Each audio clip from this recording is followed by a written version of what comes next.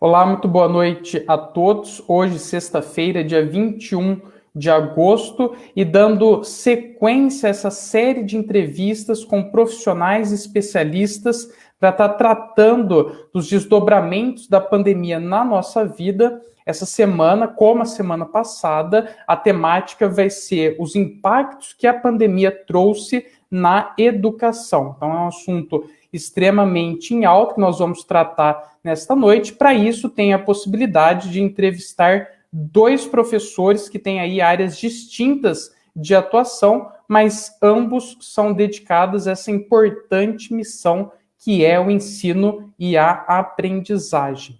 Então, vou apresentar a primeira entrevistada de hoje, que é a Marina Ferreira Baldessim. A Marina é formada em pedagogia, especialista em psicopedagogia e educação infantil. Realiza MBA em gestão e liderança. Atua há mais de 10 anos na educação básica da Rede Municipal de Ensino de Porto Ferreira. E é, desde julho de 2018, diretora da escola Professora Ruth Barroso Teixeira. Muito boa noite, Marina. Muito obrigado desde já por ter aceito o convite desta entrevista. Gostaria que você pudesse, então, fazer as suas considerações iniciais. Boa noite, Felipe. Obrigada pelo convite e parabéns pela iniciativa em continuar as discussões acerca dos impactos da pandemia na educação. Boa noite, Renan, e a todos aqueles que nos acompanham nesta noite de sexta-feira. Perfeito, Marina. Falando em Renan, vou adicionar o Renan aí também. O Renan Martins é doutorando no programa de pós-graduação em Antropologia Social da Universidade Federal de São Carlos, com bolsa pela CAPES. Mestre em Antropologia Social e bacharel em Ciências Sociais pela mesma universidade. Realiza pesquisa de campo no sertão de Pernambuco desde 2016. Com ênfase nos temas da memória e da ecologia.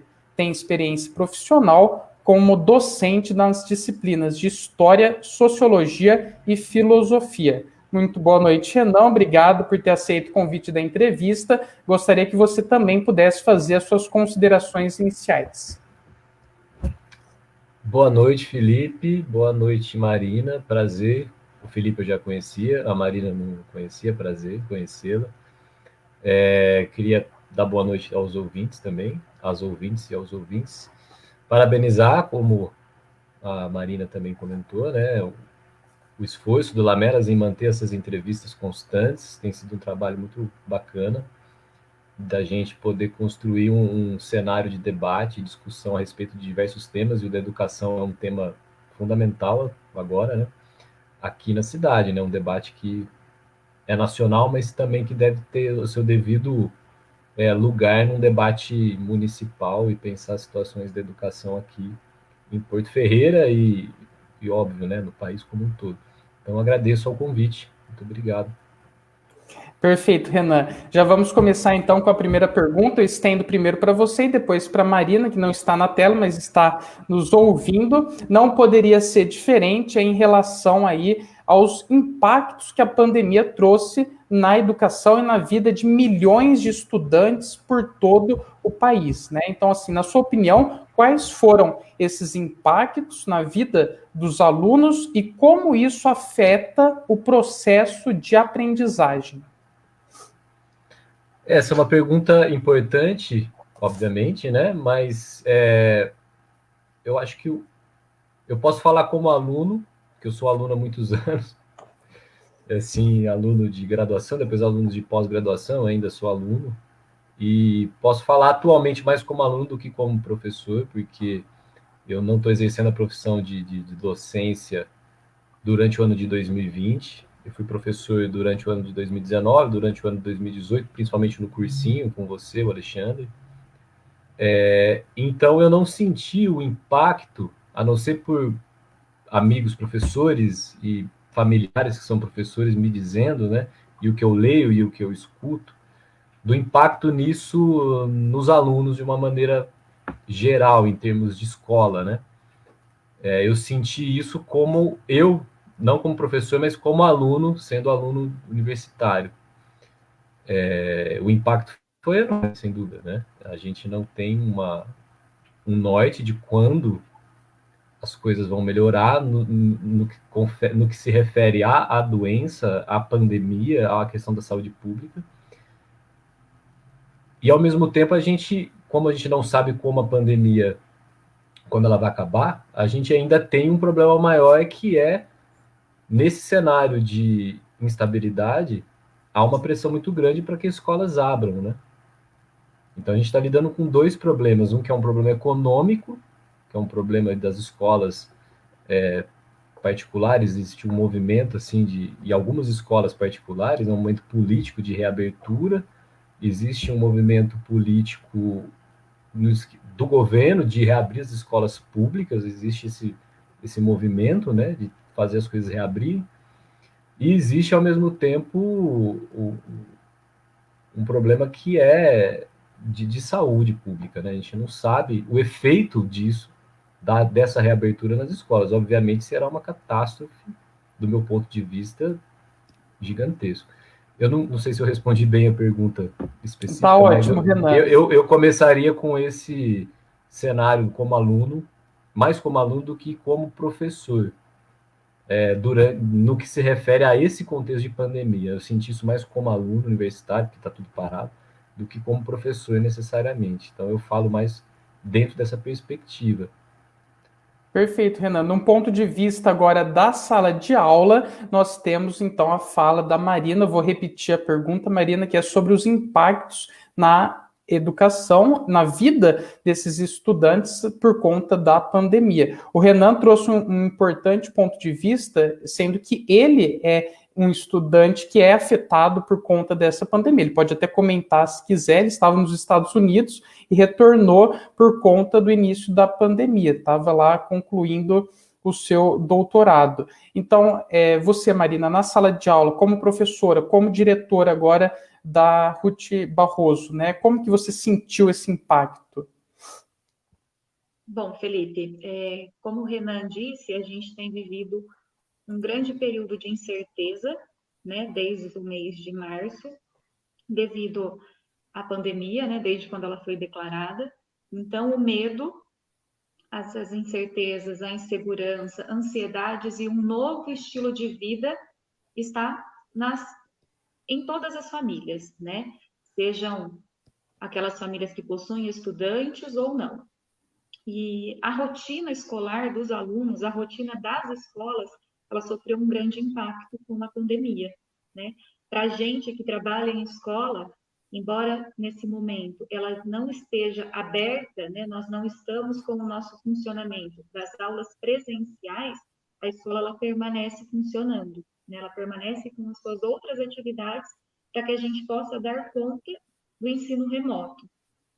E para a gente é uma tristeza muito grande ver aquele ambiente vazio. Só que ao mesmo tempo que nos dá essa tristeza, a gente sabe que é o melhor a ser feito nesse momento, porque a gente ainda não tem dimensão, né? A gente não tem noção da dimensão dessa doença. É um novo vírus que pegou o mundo todo desprevenido, e agora a gente está aprendendo a lidar com toda essa situação, né? É tudo muito novo. A princípio, a suspensão ela se daria pelo período de 15 dias, porém nós já estamos há 150 dias com as nossas atividades suspensas. E aí, todos num esforço muito grande, num esforço coletivo, para quê? Para que as nossas crianças, os nossos alunos, né, todos eles, todos os educandos, todos os estudantes do mundo sigam se desenvolvendo, sigam com esse vínculo com a escola. Então, a gente está nesse período de pandemia redesenhando a educação mundial, né? A gente está vendo que vários dos problemas que nós já tínhamos, eles ficaram ainda mais escancarados com a pandemia, e a gente percebe a necessidade de novos investimentos e de um novo planejamento para que possa acontecer aí esse retorno às atividades presenciais. Perfeito, Marina. É uma novidade para todo mundo, né? Vou endossar a participação aqui da professora Elaine Aparecida dos Santos, da Keila Santos, da Cristiane, da Roselaine e da Fabiana, que estão participando conosco aqui. Você que está nos assistindo, mande o seu comentário, sua dúvida, sua opinião, que na medida do possível eu vou exibindo os comentários aqui na tela e também aí repassando eventuais perguntas aos entrevistados. Acabou de chegar também o boa noite aí do professor Renato, que esteve na semana passada, e ele está dando aí também parabéns pelas lives. Marina, em relação a isso, um pouquinho disso que você comentou, né, desse impacto que foi a pandemia, nós sabemos que o primeiro caso, por enquanto, oficial da Covid aqui no Brasil foi registrado no no final de fevereiro, dia 26 de fevereiro. Em meados de março, as escolas fecharam, uma previsão, como você disse, de 15 dias, e estamos aí a 150 dias já de fechamento das escolas, mas as atividades continuaram de forma remota. Mas a pergunta é, você acredita que a resposta dos governos, e aí em vários âmbitos, foi rápida e suficiente, melhor dizendo, eficaz para amenizar os impactos na área da educação que a pandemia trouxe, considerando que o Brasil é um país tão grande, de dimensões continentais, tão diverso e também, infelizmente, tão desigual que nem o nosso? Então, eu acredito que a decisão de suspender as atividades presenciais, até que ela foi tomada rápida, tá? Ela foi rápida e suficiente para o momento.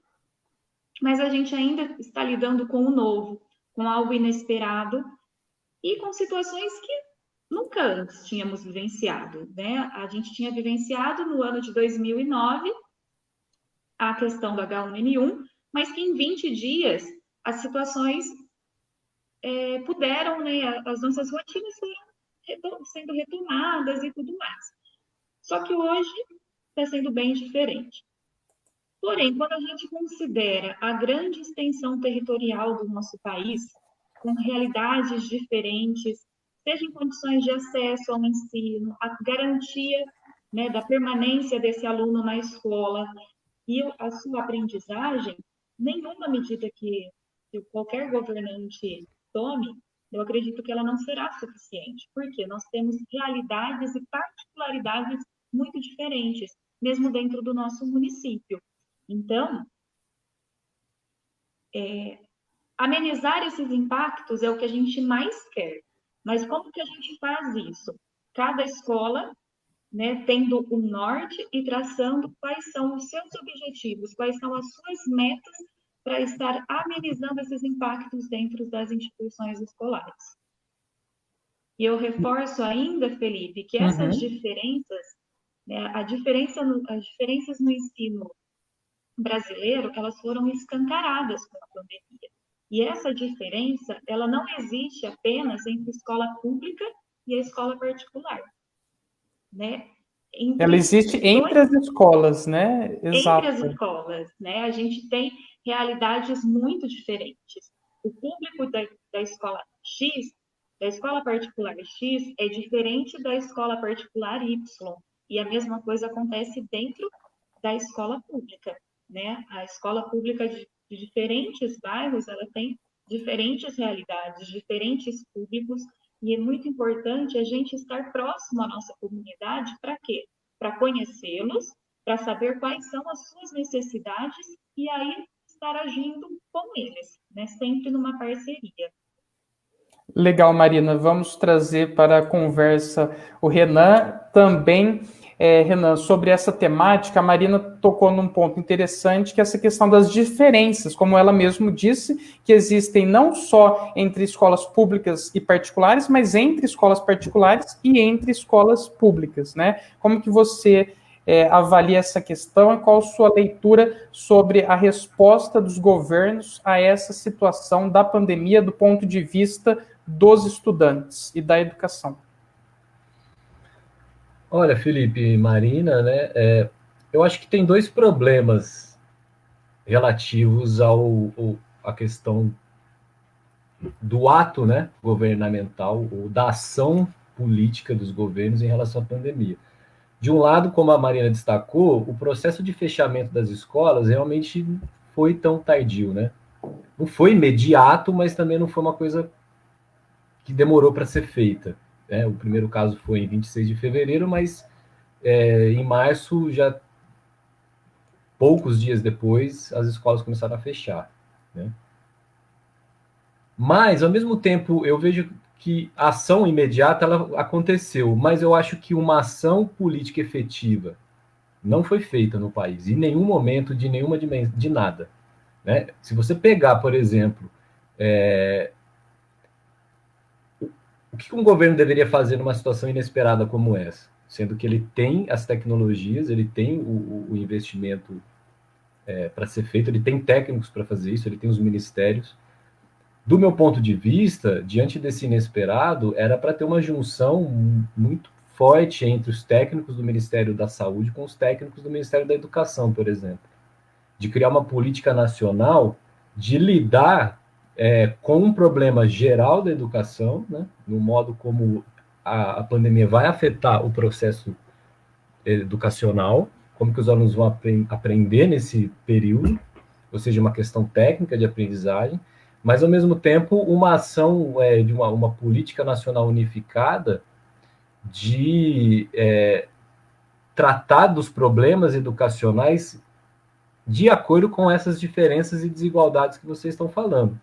Então, se você tem um projeto nacional solidificado, prevendo esse inesperado, de uma maneira que você una, né, o Ministério da Saúde com o Ministério da Educação, pensando essas duas coisas juntas, né, e cria uma equipe técnica importante com um discurso diário sobre o que fazer, como fazer, na televisão, nos jornais, criando uma retórica e um planejamento nesse sentido, dando as direções, e levando em conta as desigualdades que são regionais, por regiões do país. Escolas rurais têm um contexto totalmente diferente de escolas urbanas, boa parte do nosso território nacional é rural, as escolas em aldeias indígenas, pensando num cenário, pensando que o Brasil é enorme, né, e se sabe que o Brasil é enorme, e o governo sabe que o Brasil é enorme, ele tem que agir de acordo com o território em que ele está.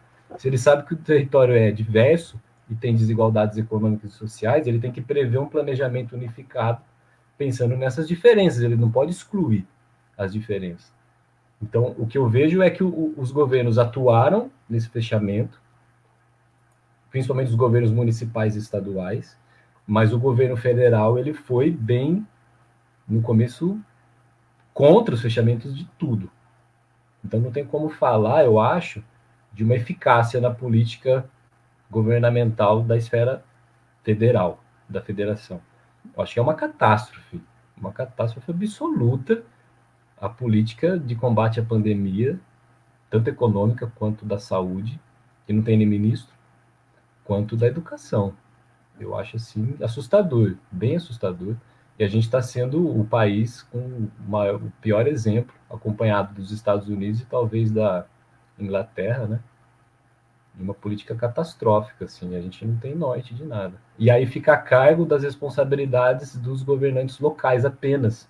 E os governantes locais vão fazer o quê com, né, sem uma política nacional séria, uma política séria de educação e saúde, para pensar coisa para um ano e meio, pensando que isso vai se perdurar, né? E pensando que tem a questão da saúde dos alunos. Então, você fala em reabertura direta, vai abrir. E não abre, mas os caras têm noção de que um monte de criança numa escola contaminada e voltando para casa e contaminando seus pais, seus avós, não sei. Então, minha perspectiva é essa, assim, eu acho que o fechamento aconteceu, mas não se tem norte, porque você não tem governo nenhum, não tem governo. Realmente, Renan, como fez falta essa ação coordenada, que era responsabilidade do âmbito federal e que ficou a cargo dos estados e municípios, só que nem sempre é suficiente. Às vezes demandava algo a mais, que era justamente essa organização, essa coordenação estratégica das ações, e isso, de fato, na sua opinião, aí faltou. Vou receber o comentário aqui da professora Elane, que está participando. Ela fala: o esforço dos professores tem levado educação aos alunos de forma remota, mas de qualidade. Retorno presencial seguro somente com vacina. Está aí a opinião da professora Elaine. Já entrando nesta questão de adaptação, Renan, vou perguntar para você, na sua opinião, quais os principais desafios enfrentados pelos alunos, pelos pais desses alunos e também pelos professores que tiveram que readaptar suas práticas pedagógicas em tempo recorde para atender a demanda do ensino remoto. Só antes de responder, eu queria dizer que o comentário da Elaine foi pertinente, porque realmente o esforço dos professores em continuar fazendo a coisa acontecer é gigantesco. Eu tenho testemunhado diversas situações, né? E eu acho que a docência e a equipe médica e as pessoas que estão na linha de frente nos hospitais, eu acho que se houver algum mérito em combate à pandemia, está nos professores e também está no pessoal da área da saúde, assim, né? Como saúde e educação é algo tão essencial, porque existe uma equipe muito boa por trás, né? E imaginar que saúde e educação foi justamente onde, em 2016, né, o governo Temer foi lá e criou o teto de gastos, reduzindo os investimentos em saúde e educação, justamente. Então, é sintomático, né, esse processo todo, ao mesmo tempo que a equipe se dedica tanto, né? Mas respondendo especificamente a tua pergunta,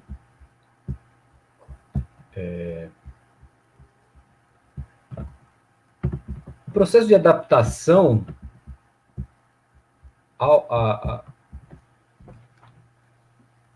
eu estou me vendo um pouco adaptado já a essa situação de remoto. Uhum. E eu tenho ouvido... Eu não tenho disciplina, né? Não tenho aula no doutorado nesse ano, não tenho mais, então não estou tendo aulas. Mas eu tenho reuniões com grupos de pesquisa, com meus professores, mas não é de maneira diária como os alunos têm, os professores têm. Mas o que eu tenho testemunhado com amigos que são professores é que já teve uma adaptação remota. No começo acho que foi complicado, né? Mas agora os alunos estão adaptados e criou-se um método e que isso está funcionando. A minha preocupação nesse sentido é até quando vai, né, esse trabalho remoto e até que ponto a gente não está, ao mesmo tempo em que a gente se adapta demais ao remoto e a gente acaba não sendo engolido por ele, entende? Eu vejo um cenário em que, às vezes, a educação, por conta da pandemia, a gente teve que criar essa alternativa do remoto, a gente se adaptou a essa alternativa, está funcionando, o ano letivo está acontecendo, mas eu tenho medo, como o Brasil é um país de muita disputa econômica, eu tenho medo de como as redes de ensino, de escolas EAD, que já trabalham, né, nesse esquema há muitos anos, principalmente no ensino universitário, eles não vão acabar dominando ainda mais a educação e tudo começa a ser levado mais para o EAD ainda, sabe? Numa lógica de domínio dessas grandes empresas e conglomerados educacionais que dominam, né, boa parte, né, do sistema oportunismo privado. No EAD, você diz. Um oportunismo econômico no EAD das instituições privadas de ensino que estão há vários anos já tentando sufocar as universidades, por exemplo, públicas, para privatização de alguns setores mesmo dentro da universidade. Eu vejo que a saída pelo remoto, ela ajuda nesse momento da pandemia, mas ao mesmo tempo ela é perigosa, porque a exploração econômica em cima desse aspecto da EAD é gigantesca já. E a gente está acabando, até que ponto a gente vai ser engolido por ela em algum momento. Eu tenho essa preocupação, mas a adaptação está acontecendo, que bom que está acontecendo, está funcionando, e o ano letivo está... os alunos não estão parados, né? Mas eu vejo como, que nem a Elaine disse, né? Presencial só com vacina, estou de acordo, mas eu tenho medo desse aspecto de intrusão desses conglomerados privados de ensino e começar a dominar muito. Enfim, acho que a minha perspectiva é essa. Legal, Renan. Tá aí o comentário, então, em concordância com isso, da Roselaine, que fala que os professores, em grande parte, também refletem sobre essa visão. Então, agora perguntando mais sobre a questão da sala de aula mesmo, né, Marina, você que é diretora, como que foi, então, esse processo de adaptação nas unidades escolares? Como que você sentiu essa adaptação e quais os principais desafios que surgiram aí para os alunos, para os pais e para os professores, que, como muitos professores estão lembrando aqui, também tiveram aí muitas dificuldades, mesmo porque nas suas respectivas formações não foram aí preparados para o ensino remoto, muito provavelmente, né? Então, como que você sentiu esse processo de adaptação? Bom, Felipe, esse processo de adaptação, ele passou a ocorrer no final do mês de abril, aqui no nosso município, com reuniões realizadas pelas equipes gestoras dentro das escolas, né, dentro de cada unidade, e logo em seguida nós também realizamos reuniões no âmbito da Secretaria Municipal de Educação, tá? Desde então, o que todas as escolas têm feito? Nós temos buscado a reinvenção das nossas práticas pedagógicas. Por quê? Os professores, quando eu falo de rede municipal de ensino, em sua maioria eu estou lidando com crianças da educação infantil e do ensino fundamental. E aqui no nosso município nós temos a Escola Mário Borelli Tomás, que também tem o ensino médio. Então, a maior faixa dos nossos alunos, eles vão dos 4 meses de vida até os 17 anos. E o maior público está na educação, na educação infantil até o 5º ano do ensino fundamental. Então, vai dos 4 anos até 11, 12 anos de idade, que são os alunos que a gente atende. Para esses alunos, a questão do uso das tecnologias e tudo mais acaba ficando um pouco mais complicado, né? Então, a gente teve também que se adaptar muito em relação a isso. E aí, cada escola tem buscado qual o melhor caminho a ser traçado, né, durante este período. Vou reforçar aí para vocês só algumas das coisas que nós temos feito desde maio. Então, a gente tem readaptado, né, as nossas práticas pedagógicas, a gente conscientiza as famílias sobre a importância, né, deles manterem esse vínculo com a escola. A gente, todo dia, né, a gente esgota as nossas possibilidades para quê? Para que nenhum aluno fique para trás, porque esse é o objetivo da educação pública, é atender a todos, e atender a todos com qualidade. Então, como a Elaine, né, a professora Elaine dos Santos colocou aí na fala dela, a gente se preocupa e muito com a qualidade do material, né, das atividades que são ofertadas ao nosso aluno. E a outra preocupação que a escola pública tem, né, nesse período de pandemia, a preocupação que o tempo da casa é muito diferente do tempo da escola. E quando eu falo em escola, eu estou lidando principalmente, qual era o modo como nós estávamos acostumados, a interação presencial. Diferentemente do ensino superior, que já tinha, né, o uso da tecnologia no seu cotidiano, nós da educação básica não tivemos, né? Embora o tema tecnologia esteja presente nas discussões desde a década de 1980 até antes, né? E a gente sempre continuou nesse modelo do quê? Da interação, professor-aluno, aluno com outro aluno, e dessa maneira que a gente ia aprendendo, reconstruindo. Então, todos os funcionários, todos os profissionais da educação estão em um constante reinventar. Reinventar a sua prática, reinventar o modo como eu vou atingir o meu aluno, como eu vou conscientizar aquela família, como eu vou conscientizar a sociedade a respeito do porquê a escola não pode voltar nesse momento. Quais atividades estão em jogo? O que está em jogo nesse momento é a segurança, é a saúde de cada um. A gente não sabe ainda como vai lidar com isso. Embora já tenha 150 dias que a gente está aí com essa suspensão, cada dia é um novo dia. E para a gente que lida com a educação todos os dias, é assim. Sempre é assim, porque a gente traça uma meta e aí a gente descobre que aquela estratégia não deu certo. a gente tem que se readaptar. Cada dia é um recomeço. E nesse período de pandemia é o que a gente mais tem vivenciado. E a gente vivencia como? A gente não para de lutar, né? Seja a equipe gestora, sejam os professores, sejam os funcionários das escolas, que também muito têm nos ajudado durante esse período, para garantir a aprendizagem das crianças. Perfeito, Marina. Vou ler alguns comentários aqui, ó. Temos a participação da Vanilda Carvalho, que está dando boa noite, e temos também a participação da Roselaine, como eu já disse, que comenta. Você falou de se reinventar, né? Nós, professores, estamos nos reinventando para conseguir chegar mais próximo dos alunos, utilizando de todos os recursos. Então, tá aí o comentário em concordância com a sua fala da Roselaine. É importante isso que você comentou, porque você citou, né, a questão da falta de interação presencial. E essa falta da interação presencial compromete também, se nós formos pensar, a saúde mental desses alunos, né? Então, o que pode ser feito, na sua opinião, para amenizar esses impactos?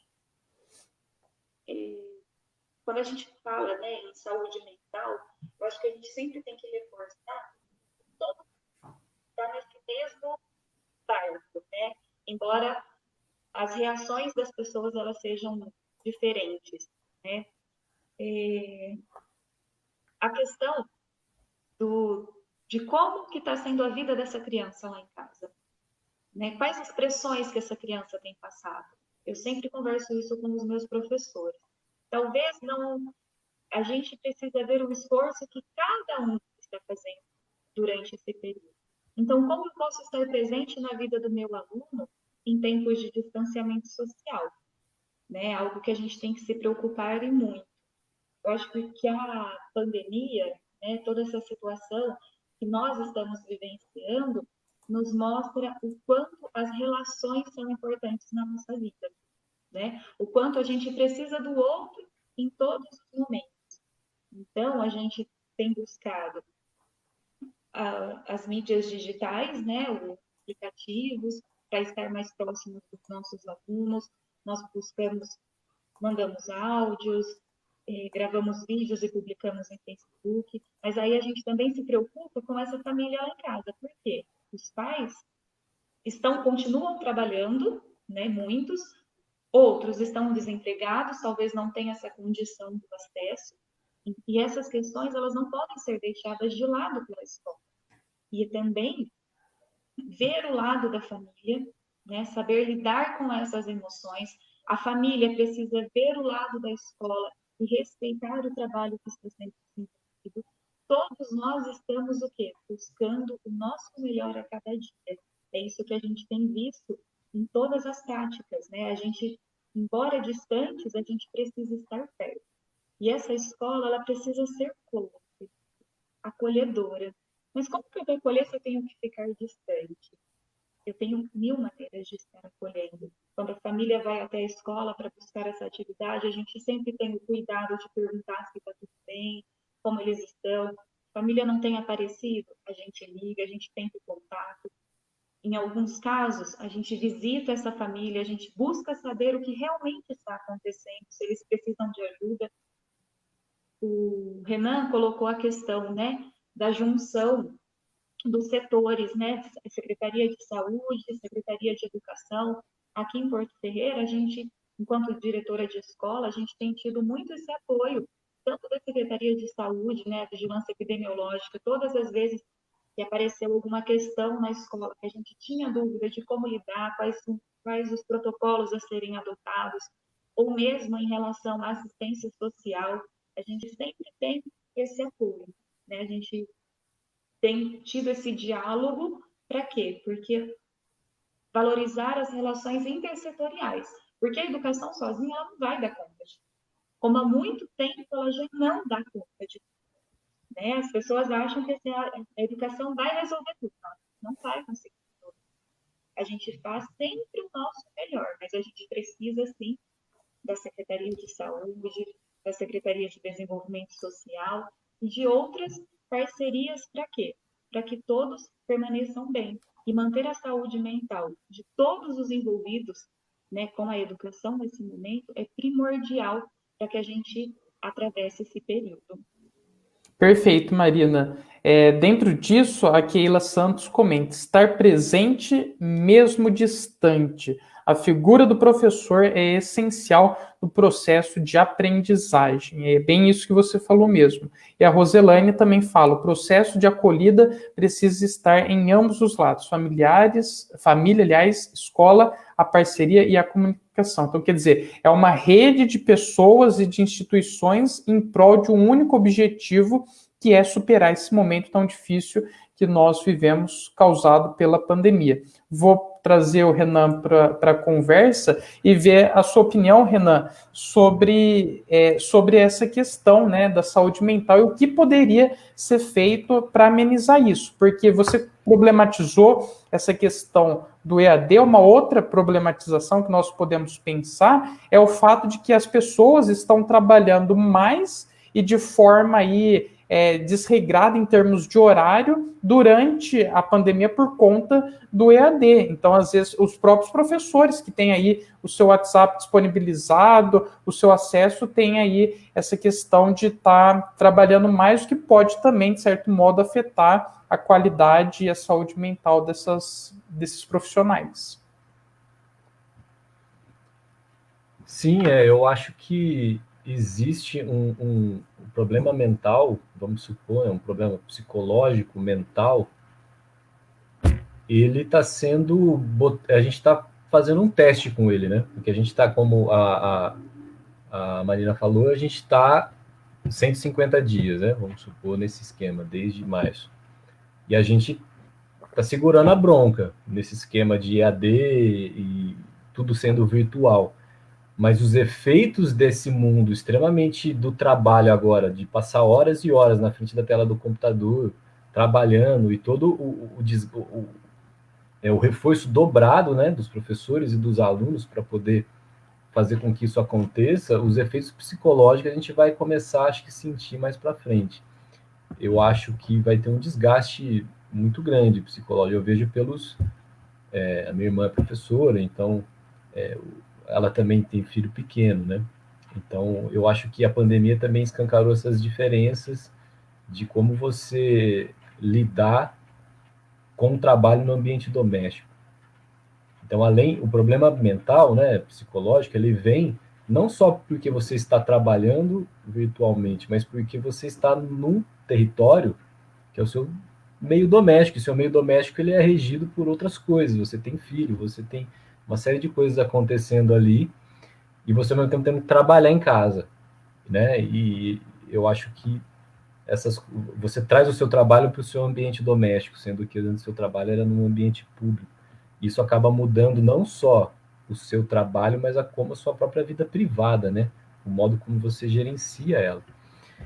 E ao mesmo tempo que esse problema do psicológico, esse problema da questão, vamos dizer assim, o aspecto mental da pandemia, a gente não pode descartar o outro lado desse mental, que seria o aspecto econômico, né? Então, eu acho que se o aspecto econômico ele é grave, se a pessoa está passando por dificuldades econômicas e materiais, o aspecto mental vai ser agravado, né? E aí o acesso remoto, por exemplo, internet, você tem uma estrutura bacana para acessar como aluno e ter as condições de estudar sem ter, né, as condições materiais para isso, também complica, né? Agrava mais ainda o aspecto, o desenvolvimento do aluno no aprendizado, quanto também pode desenvolver outros aspectos psicológicos também. Mas eu acho que esse aspecto psicológico a gente vai começar a sentir, já está sentindo, mas a gente vai sentir ele ao longo desse processo. Eu ainda estou adaptado, mas eu acho que uma hora a gente vai começar a se adoentar de tanta virtualidade, assim, né? Ao mesmo tempo que a gente mantém a relação, eu acho que é uma relação muito precária, a relação virtual, de comunicação e de transmissão de conhecimento. É uma relação precária, não tem jeito, no meu ponto de vista. Legal, Renan. A professora Elaine concorda com você, ela comenta: já estamos sentindo esses efeitos psicológicos, desgaste. pois há alunos e pais que não compreendem que os professores têm horário de atendimento. Então, ela apresenta aí essa problemática. Falando de problemáticas e entrando nessa temática da reabertura escolar, nós sabemos que a pandemia no Brasil ainda não está controlada, nós estacionamos aí num platô de uma média diária de 1.000 mortes, então é uma situação ainda muito grave, muito preocupante. Aqui em Porto Ferreira nós temos ao todo, segundo os dados do último boletim epidemiológico, 878 casos confirmados, dos quais 753 são positivos curados, ou seja, já se recuperaram e 21 mortes. Diante desse cenário, Renan, pergunto para você, na sua opinião, como que você entende uma reabertura escolar neste momento e quais os riscos e problemas que isso implicaria? Os problemas que isso implicaria especificamente no ambiente da escola, na arquitetura da escola, né, pensando no aspecto de logístico da escola, eu não saberia bem explorar isso. Acho que os ouvintes, né, e poderiam até, a Elaine ou a própria Marina poderia explicar melhor, porque tem uma experiência muito mais sólida nesse sentido do que eu para abordar.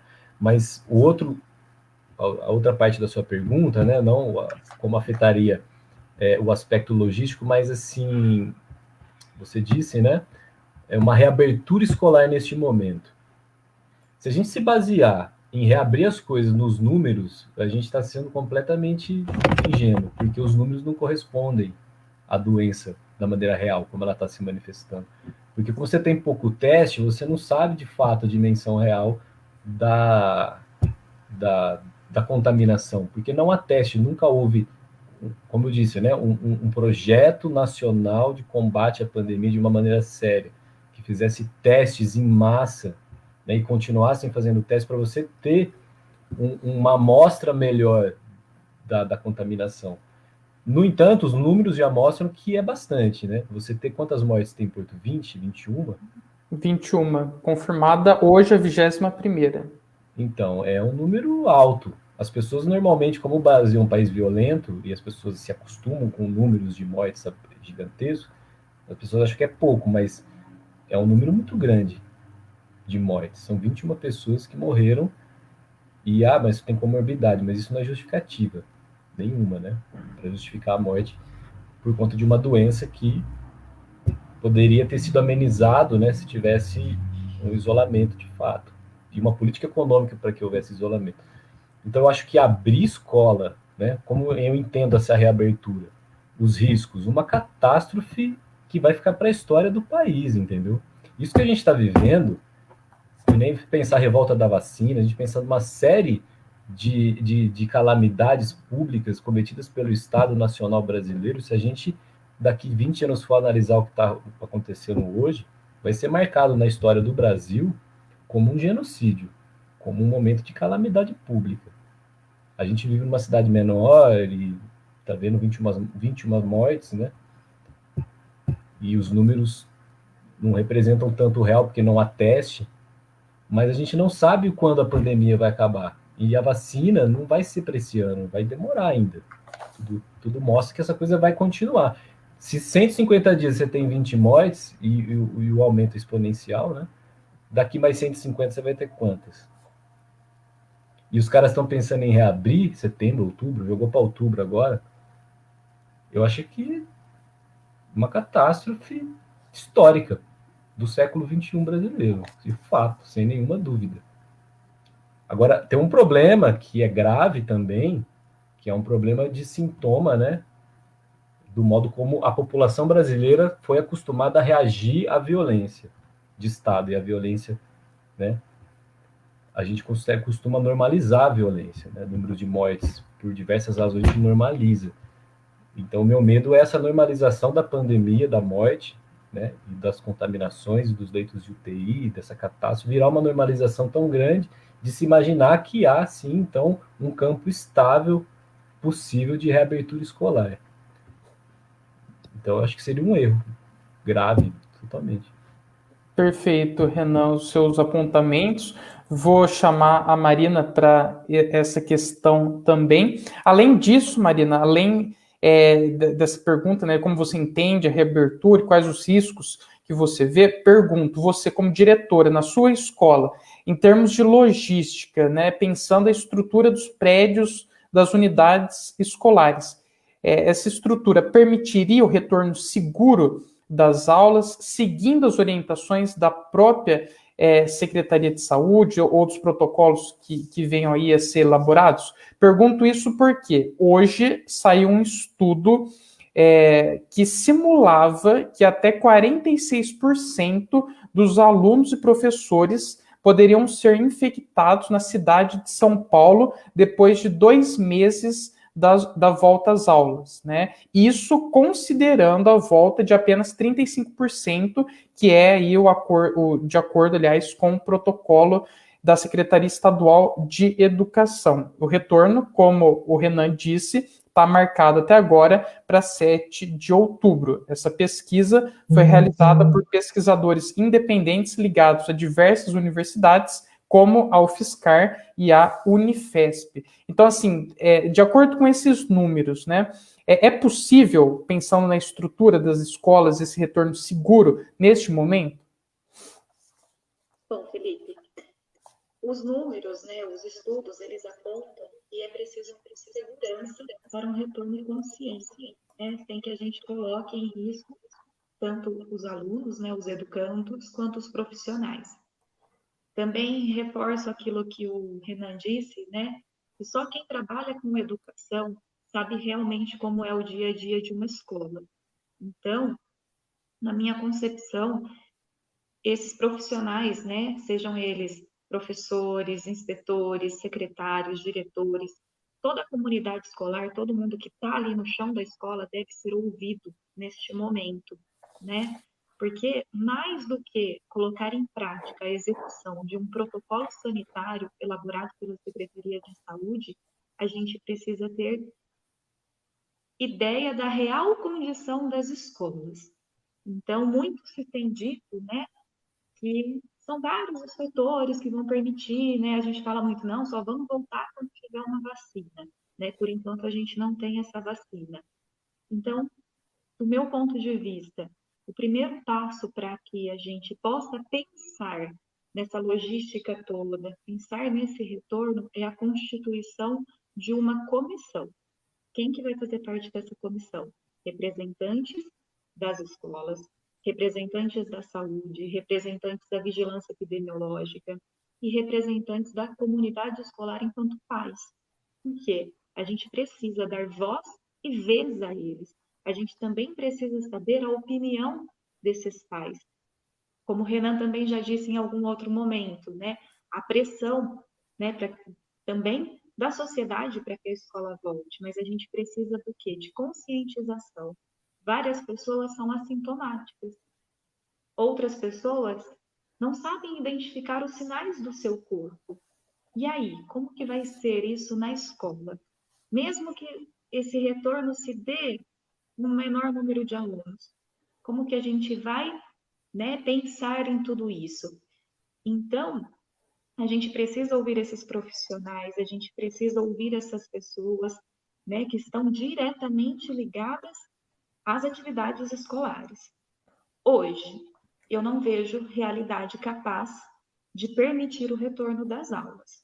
O nosso município, ele tem se organizado na constituição dessa comissão, inclusive hoje foi divulgado no jornal, né, no Diário Oficial, os representantes dela, e eu acredito que inúmeras situações precisam ser discutidas, como a gente já colocou, né? Dentro do mesmo município, a gente tem realidades diferentes. Então, algumas questões que eu trago para essa reflexão da comissão. Transporte e merenda escolar. Como vai ser? Como manter o distanciamento das crianças, em especial da educação infantil e dos anos iniciais do ensino fundamental? Como eu já disse, são crianças que a todo momento querem estar próximas, né? Como que você vai explicar para eles essa necessidade do distanciamento? como conscientizar a população a respeito dos riscos da doença. As famílias precisam trabalhar, a gente sabe disso. E se a criança está com febre ou se ela começar a apresentar os sintomas dentro da sala de aula, como que a gente vai agir, né? Como favorecer a permanência dos alunos na escola? Eu estou lidando com um público também de ensino médio e vários precisam ir trabalhar para ajudar no sustento das suas casas. Ou por conta também de uma sociedade que preza pelos bens de consumo, de um jovem, de um adolescente que quer entrar no mercado de trabalho, para quê? Para satisfazer as suas necessidades, os seus desejos, as suas vontades. Será que hoje a escola está sendo... A gente vai conseguir garantir a permanência desse aluno na escola, né? Então, são questões que a gente precisa estar lidando. Como trabalhar com o emocional dos professores, dos alunos, dos familiares que sofreram inúmeras perdas durante este período. Então, são questões que a gente, enquanto diretor, enquanto profissional da educação, nós defendemos o quê?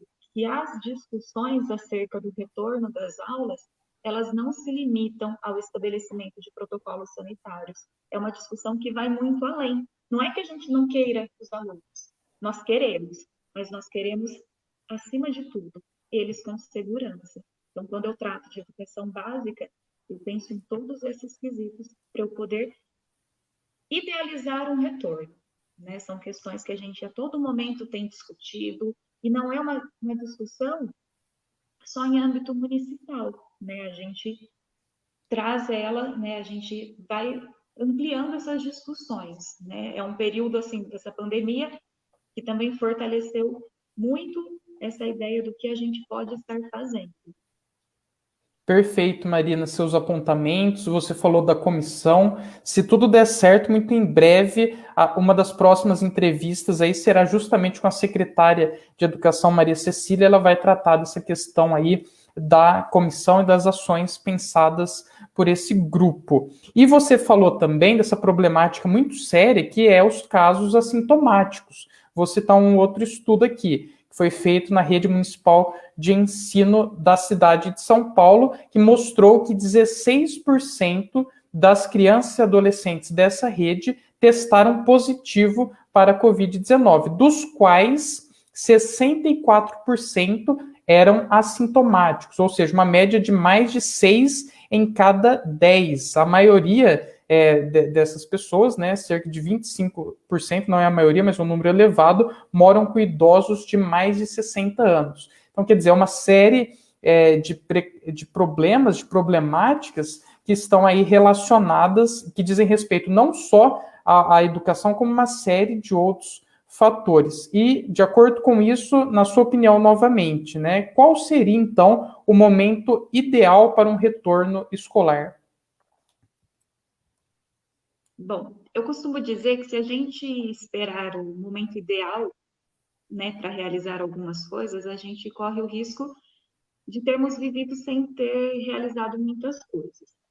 Entretanto, quando eu falo de pandemia, eu estou falando especialmente de vidas, né, de muitas pessoas que ficaram doentes, né, muitas pessoas perdendo os seus entes queridos, muitas pessoas numa situação extremamente aflita, né, uma situação de incerteza, digo até por experiência própria, porque no último mês eu contraí a Covid-19, precisei ficar em isolamento.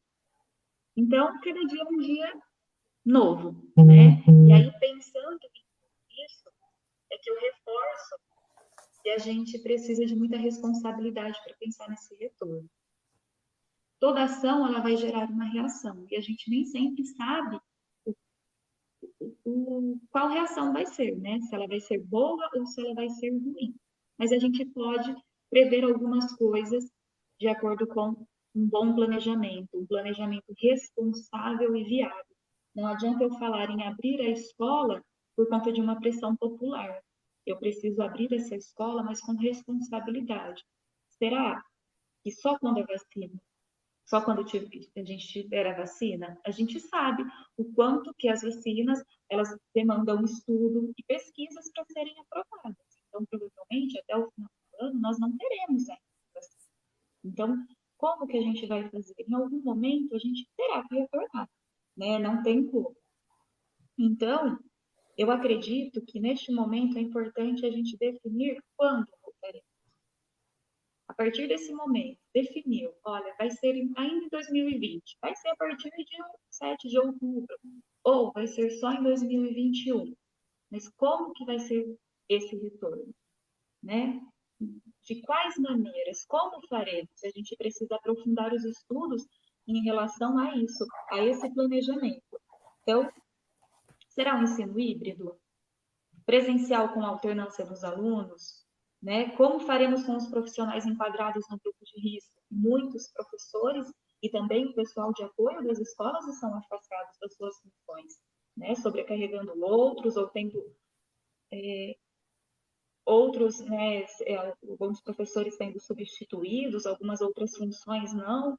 Então, a gente está num empenho coletivo para não deixar essa peteca cair, mas, né, para continuar oferecendo esse ensino de qualidade aos nossos alunos. Mas a gente precisa, sim, aprofundar esses nossos questionamentos. Questionamentos que são diversos e que a gente não tem a resposta para isso, né? E é assim que a gente vive a educação, né, Felipe? A gente já está aí há um bom tempo. Nós, enquanto educadores, a gente sabe que cada dia é um novo dia, cada dia é um recomeço, né? Isso, como eu já disse, não só no período da pandemia, né? O professor, a gente sempre busca um recomeço, a gente sempre traça novamente as nossas metas. A gente olha para o nosso aluno e a gente fala. O sinal que ele dá para a gente já sabe se a gente está atingindo ele ou não, né? E aí a gente tira um outro coelho da cartola e aí vai buscando. Acho que justamente por isso eu e também muitos dos meus colegas educadores escolhemos essa profissão, porque cada dia é um dia novo, né? Então, isso nos prejudica, assim, em alguns sentidos, porque eu falo que o professor, ele vive ansioso, né, por si só, porque a gente quer tudo para ontem, a gente quer mesmo saber quando que a gente vai voltar, como que se dará esse retorno, a gente fica matutando, estudando, olha, não deu certo isso, mas deu certo tal coisa, em tal escola a gente fez dessa maneira, vamos trazer para a nossa, olha, essa prática foi legal, manda para lá, mas, assim, e a gente não espera as condições ideais. A gente trabalha sempre com aquilo que a gente tem, com muita responsabilidade.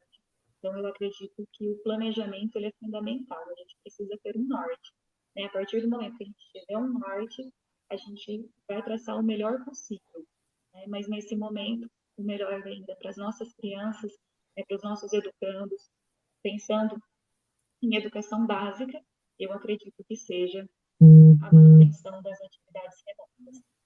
Perfeito, Marina. Muito bons comentários. É pensar não só quando, mas principalmente como você destacou, né? Vou ler alguns comentários aqui.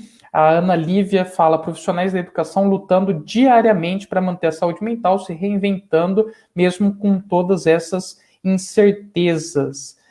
A Roselaine fala: na educação infantil e em geral, voltar sem segurança inviável, o contato das crianças pequenas é involuntário, tem todas essas problemáticas também. Já volto para ler mais comentários. Vou chamar então agora o Renan para participar desse debate.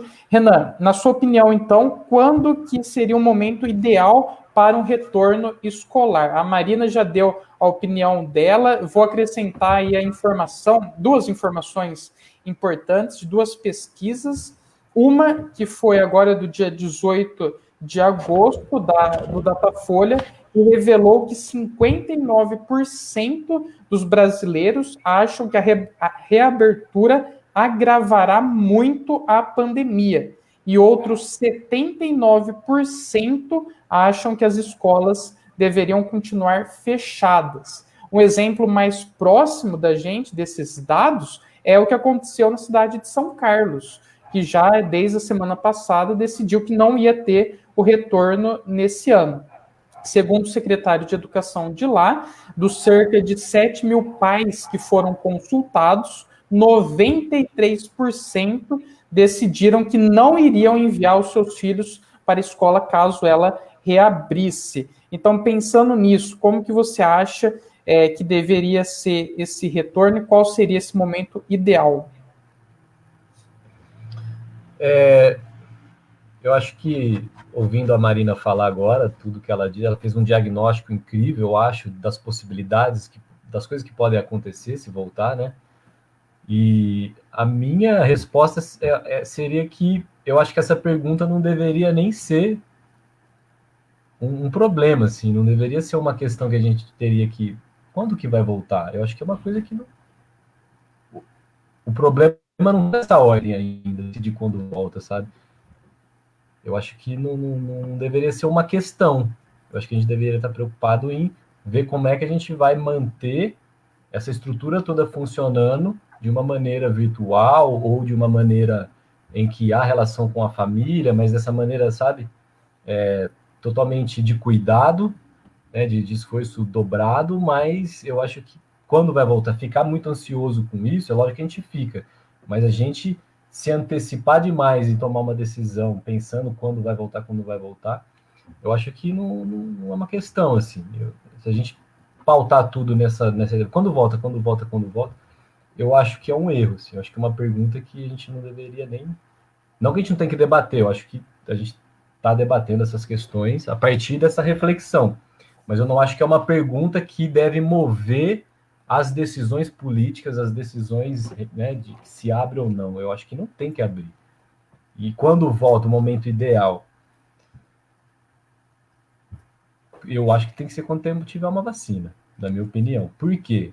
Porque eu acho que no Brasil não tem como voltar, não tem como a gente voltar atrás mais, porque a política que foi feita em relação à pandemia, ela foi errada, ela continua errada, e a gente está sofrendo os efeitos dela. A gente poderia estar vivendo na pandemia com um problema muito menor. Poderia ter a pandemia sido controlada de diversas maneiras, que a gente não tivesse nessa situação tão grave, tão perigosa, né?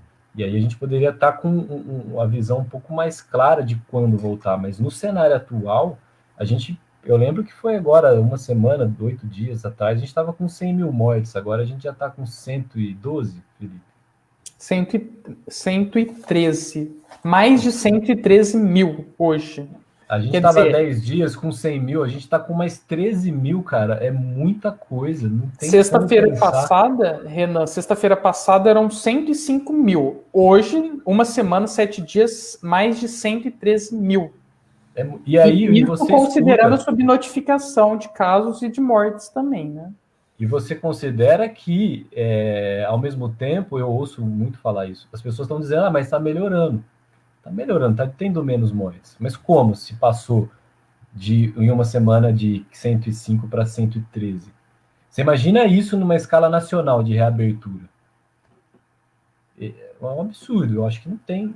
O governo, os municípios, né, as autoridades públicas não deveriam nem estar tão preocupados com isso. Eles já deviam estar decididos e não em dúvida, sabe? Eles não deveriam estar em dúvida se abre ou não. Eles deveriam estar decididos de que não vão abrir, que vão manter até tal período, e não deixar, e aí que vem a coisa, né? Porque esse é um aspecto importante. Não deixar a população nesse vai e vem, é setembro, não é outubro, volta, ou então não sei. Por quê? Porque como é ano eleitoral, tá tendo uma manipulação, uma espécie de vai e vem para sentir o que a população acha. Como você apresentou os dados, a rejeição é alta de abrir, então é um termômetro para os políticos, a classe política dirigente, pensar o que eles vão fazer. Mas eu acho que essa ideia, essa ansiedade que a gente tem, por exemplo, no estado de São Paulo, de que o Dória vai abrir ou não vai abrir, fica aquela coisa assim, é um termômetro político para eles, né? Para a classe política. E eles não deveriam estar preocupados quando vai voltar, eles deveriam estar decididos e não em dúvida ainda. Porque dúvida do quê? Né? Então a gente tem aqui uma diretora que nos deu um diagnóstico incrível das possibilidades que podem acontecer, de horríveis, e ainda se tem dúvida se vai abrir ou não. É lógico que se o governador decidir que vai, os caras vão abrir. Mas, então, essa é a minha crítica, é uma crítica importante, e eu acho que é importante os professores, eu estou vendo aqui todo mundo mantendo firme a sua posição de não reabrir e continuar com elas. e continuar com elas, porque uma coisa é o cara que trabalha num comércio ali, sabe, e entra um cliente, sai e tal, outra coisa é o professor dando aula para 50, 60 alunos, ou que seja menos, mas você imagina. Então, se os caras quiserem passar por essa experiência sociológica, vamos ver no que dá. Eu acho que sim, é uma responsabilidade tremenda. E eu acho que é o que vai acontecer. Eu acho que eles vão abrir. Na minha opinião, eu acho que eles vão abrir esse ano. Se não houver abertura em São Paulo, algum lugar no Brasil, eles vão abrir. Eu acho que vai ter algum experimento aí por arranjo político, de partidos políticos, vamos abrir então. Né? Quem é mais ligado ao governo atual vai tentar abrir, que nem aconteceu com o shopping. Santa Catarina, não se imaginava nunca, eu acho que era abril isso, ou até março. Abrir shopping, mas Santa Catarina, que é um governador do PSL, estava nessa de negação da pandemia e tal, abriu um shopping em Florianópolis, acredito. Tem até uma imagem. E foi uma catástrofe, ele teve que fechar de novo. Os shoppings agora reabriram, todo adaptado, não sei, mas eu acho que eles vão passar por essa experiência sociológica de abrir escola. A minha sensação. Pensando na história brasileira, pensando no que a classe política dirigente é capaz de fazer, eu vejo muita possibilidade deles abrirem, sim. Sou contra. Legal, Renan. Assim, é uma experiência sociológica, como você disse, que pode aí refletir em dezenas de milhares de contaminados, de mortes. Então, é de fato aí muito preocupante. Como você disse, a maioria dos comentários tem esse posicionamento de que são contrários a uma reabertura nesse momento, mas infelizmente ainda fica nessa discussão de quando que vai abrir e se vai reabrir, enquanto, como você disse, poderia estar usando todas essas forças e energias para sustentar esse sistema na modalidade remota, que é recente, é nova e que ainda tem muitas falhas. E é compreensível que tenha falhas, né? Porque a educação foi estruturada nos moldes aí presenciais desde sempre, né? Existe aquela crítica de que a educação se manteve pouco alterada ao longo desses últimos anos, mas assim, é válida e muito pertinente, de fato, essa crítica que você trouxe para o debate, mas já encaminhando para o encerramento, passando de 1h07 de entrevista, queria perguntar para você como que você vê o mundo pós-pandemia e também, esse ponto é importante, porque nós falamos até agora dos impactos da pandemia na educação. A gente pode tratar também dos impactos da educação na pandemia. Então, assim, queria que você falasse qual a importância e o papel da educação, da ciência, da pesquisa neste momento que nós estamos vivendo. Olha, é uma pergunta complexa, né? Ela é simples porque é positiva, né? Ou seja, qual a importância da ciência e da educação nesse momento? Toda a importância. Então, nesse aspecto, ela é afirmativa, sim, é importante, claro, né? E, no entanto, o que a gente vê, e aí sendo crítico não, mas vendo o mundo ao redor, né, interpretando o que está acontecendo, o cenário que eu vejo para a ciência e para a educação, por exemplo, no ano que vem, eu acho que é catastrófico, porque o MEC já declarou, né, e já jogou a bola de que vão ter bilhões de cortes no MEC, no Ministério da Educação. Agora mesmo, há 10 dias, mais ou menos, a educação em São Paulo está ameaçada, tem uma PL aí para diminuir o investimento nas universidades estaduais e na instituição de pesquisa estadual, que é a FAPESP, que é um exemplo de investimento em tecnologia e ciência no Brasil inteiro, e acho que 1% do recurso de São Paulo é destinado à FAPESP, estão querendo diminuir. Então, olha só com quem a gente está lidando, com as pessoas que estão em cima da gente. Tem eleição agora, as pessoas são contra os alunos voltarem para as escolas, e o planejamento qual é? Diminuir gasto com educação e diminuir corte em ciência e tecnologia. esse é o cenário para o ano que vem. O nosso mundo pós-pandemia no ano que vem, que não vai ser pós, vai continuar sendo um mundo pandemia, talvez com 250 mil mortes, é um cenário em que a saúde e a educação vai estar totalmente objeto de corte e de destruição assim, do sistema de investimento científico. Acho que a ciência científica, se você São Paulo, que tem um investimento sólido, caiu? Deu uma travada na sua fala, mas agora já está restabelecida, Renan. Se a gente está tendo um cenário agora de disputa e está tendo briga, né, para ir contra essa PL na Assembleia Legislativa em São Paulo, contra essa decisão do governo estadual de diminuir os recursos científicos da FAPESP, etc., e das universidades estaduais, Unicamp, Unesp, que mais? Unifesp? USP. Unifesp não, USP. Se está havendo isso já agora, você imagina no ano que vem. Então, a ciência e a educação é extremamente importante nesse momento, principalmente, né, esses dois, e a saúde também, e o cenário que a gente tem é de corte nos investimentos, e isso são menos bolsas de pesquisa, menos investimentos, as universidades vão ficar as moscas, né, já estão ficando por conta no cenário anterior, mas eu acho que o mundo pós-pandemia para a ciência e para a educação vai ser bem complexo, vai ser bem duro.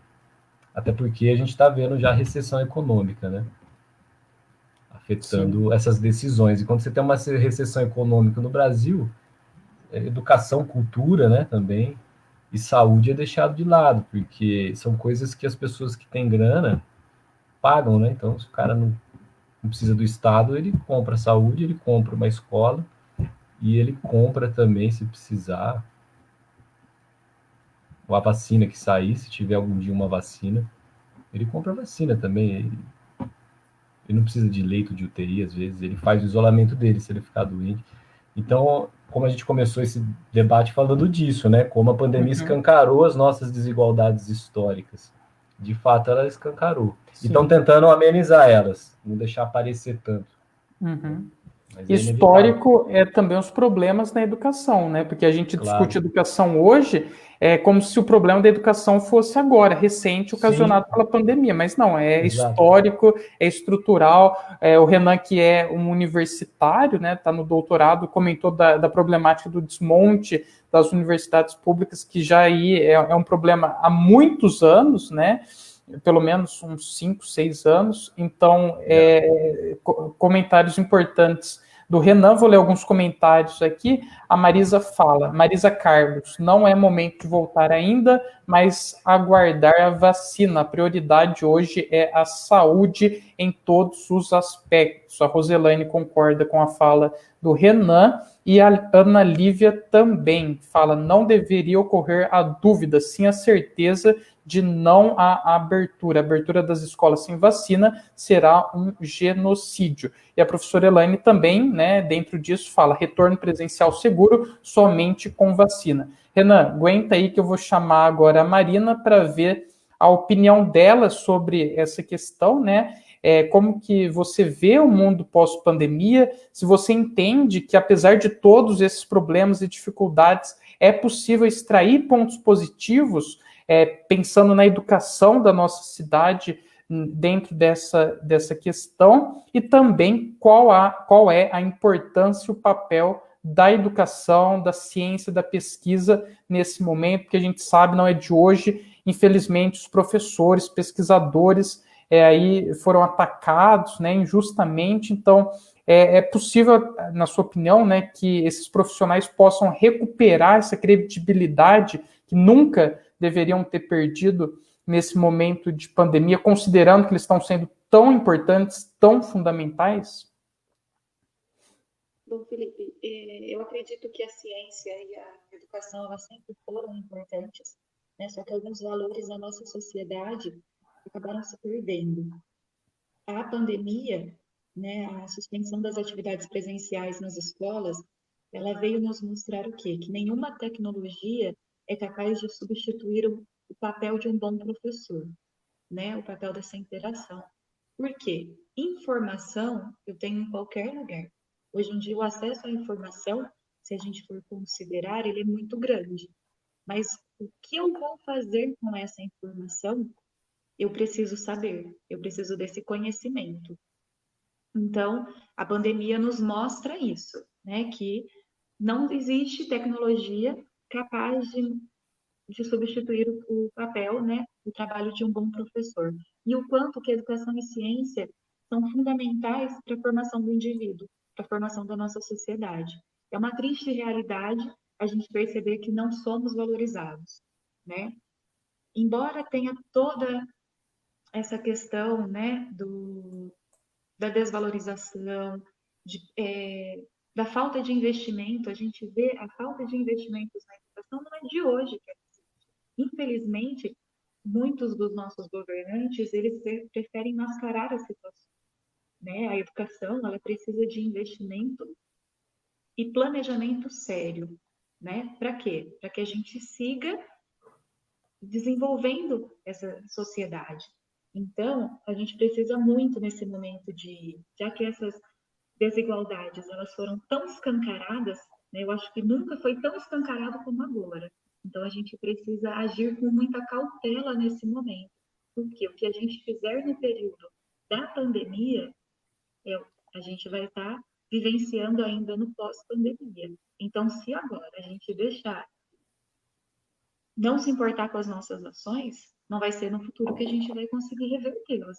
Pelo contrário, a gente já vem vendo, né, que as nossas ações, mais cedo ou mais tarde, a conta sempre chega, né? A gente vem pagando muito por isso.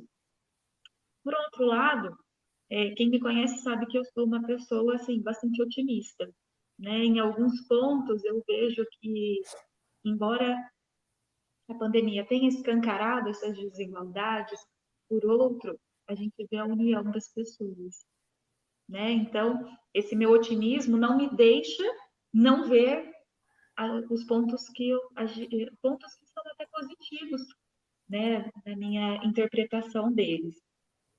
Porque a gente mais do que nunca percebe a importância dos vínculos, né? Dos vínculos emocionais, dos vínculos afetivos, das nossas relações sociais, né? O quanto a gente depende mais do ser do que do ter, embora o ter seja muito valorizado ainda na nossa sociedade, né?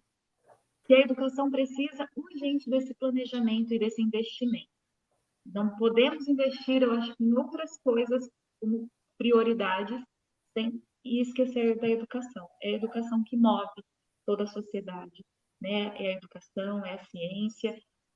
Somos nós que fazemos a engrenagem girar. A saúde, né? A gente precisa desse trabalho, sim, intersetorial. A gente precisa estar sempre juntos para crescermos e evoluirmos mais. Então, hoje, eu vejo, sim, bons frutos, tá? Eu vejo famílias buscando auxiliar os seus filhos, eu vejo professores se reinventando cada vez mais, né? Eu vejo os diversos profissionais que atuam nas escolas buscando novos conhecimentos, acolhendo, buscando fazer o seu melhor sempre para que os nossos alunos sigam aprendendo. E eu sempre falo, né, para a minha equipe que eu desejo que esse vínculo, que as famílias não percam conosco, né? E que a gente perceba que é dessa parceria que nasce o sucesso dos alunos, né? Se a família, se a sociedade apoiar o papel da escola, a gente vai conseguir mais e mais. Então, toda a sociedade ela precisa se conscientizar da necessidade de um investimento em educação, né? Enquanto a gente não tiver investimento sério em investimento na educação básica, sabe? Desde a mais tenra idade, a gente precisa desse investimento sério, né? Mais e mais. Nós temos profissionais brilhantes em toda a nossa rede, em toda a educação do nosso país, profissionais fantásticos. A gente precisa valorizar esses profissionais.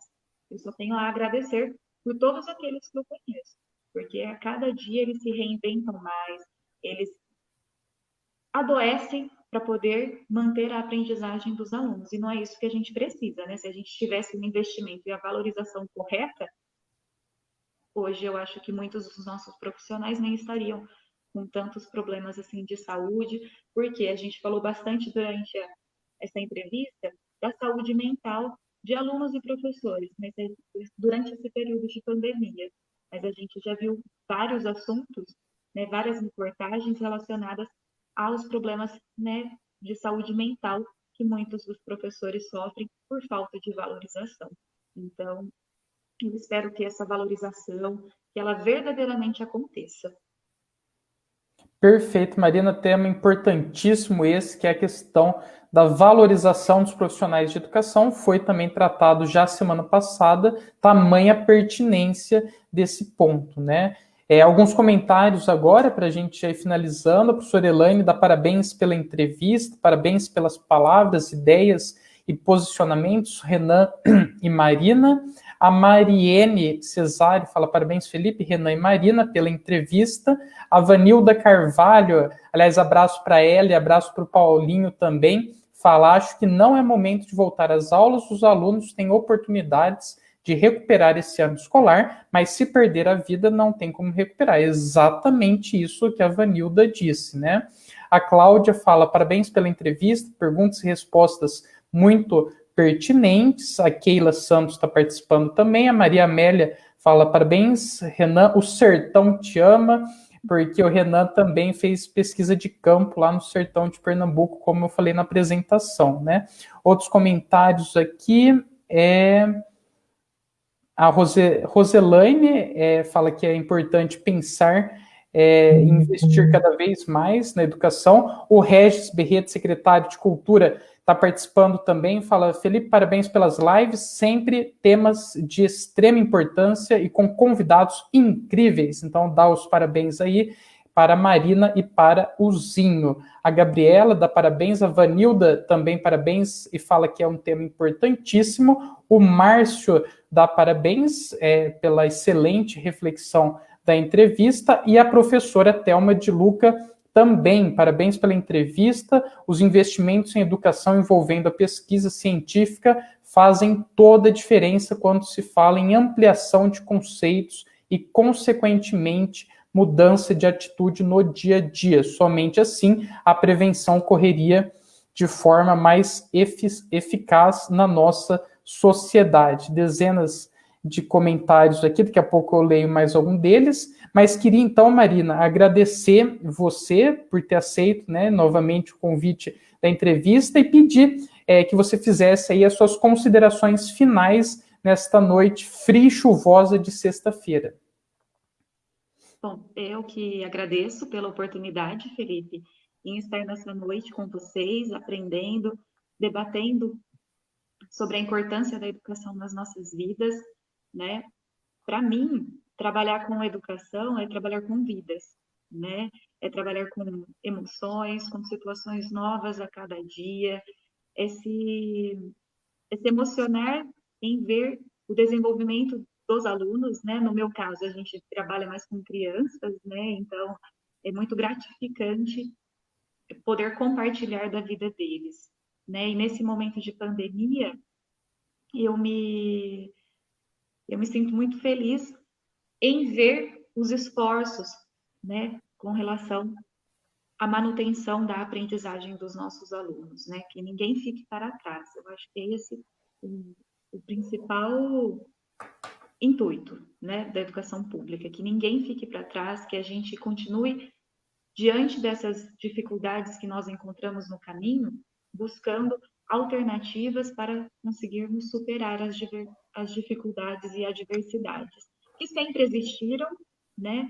Continuarão a existir, a gente sabe que o caminho é longo, mas, como já dizia Cortella, né, é preciso paciência na turbulência e sabedoria durante a passagem. Então, que a gente seja sábio o suficiente para tomar as decisões corretas, eu espero isso dos nossos governantes, né? Que essa ansiedade em saber desse retorno ou não, isso acabe e que a gente possa emanar, né? Focar os nossos esforços para que seja ofertado um ensino, que continue sendo ofertado um ensino de qualidade a todos os cidadãos brasileiros. Tá? Agradeço imensamente pela oportunidade. Mando o meu carinho especial a todos os profissionais, né, que acompanharam a gente durante esta noite, chuvosa e fria.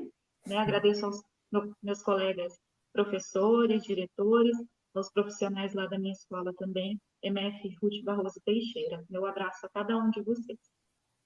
Perfeito, Marina. Nós que agradecemos. Vou chamar o Renan para que ele possa também se despedir, mas antes vou ler mais alguns comentários, então. A Cristiane está dando os parabéns, o Vinícius Carlos da Silva, parabéns pela live, educadores, continuem a contribuir para o melhoramento da nossa cidade. A Maria Keila estão dando parabéns, a Elaine Clemonese Ferreira, que está participando conosco também, dá parabéns mais uma vez, parabéns Marina, parabéns Renan, a Cibele, parabéns pela entrevista, o Jefferson fala da importância, parabéns aos participantes, né, tratando de um tema aí de forma real, e esse é o objetivo mesmo, com pessoas que estão aí no dia a dia dessa realidade.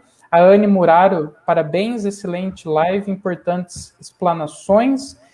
A Thaís, que está participando aqui, parabéns pela entrevista. Cristiane Leal, parabéns, Marina e Renan, pelos posicionamentos.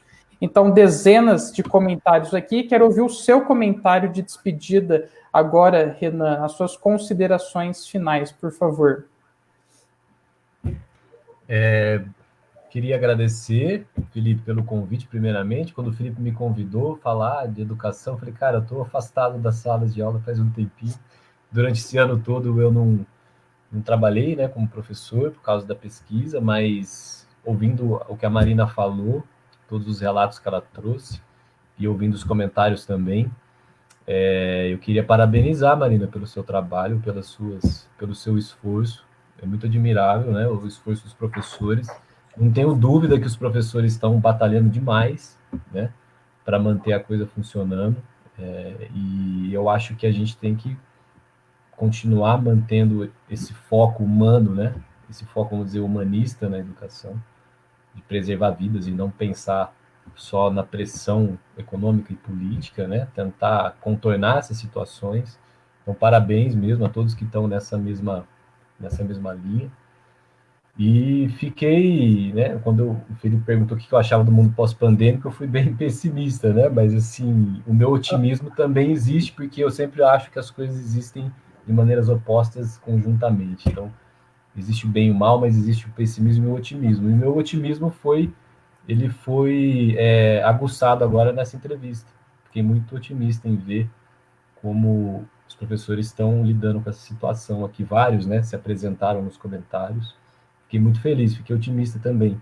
A despeito de todos os problemas, a educação continua sendo um ponto de resistência mesmo, né? E como a Marina citou o Cortella, eu gostaria de citar o grande Paulo Freire, e até uma frase que acho que estava até no Mário Borelli, não sei se está mais, que é que a educação não transforma o mundo, né? A educação muda as pessoas e as pessoas transformam, né? E evolucionam o mundo. E eu acho que a gente pode até deixar como sinal e homenagem essa entrevista aí, nesse cenário triste, né, de pandemia, uma frase aí de uma grande figura ilustre, né, do nosso pensamento brasileiro, que é o Paulo Freire.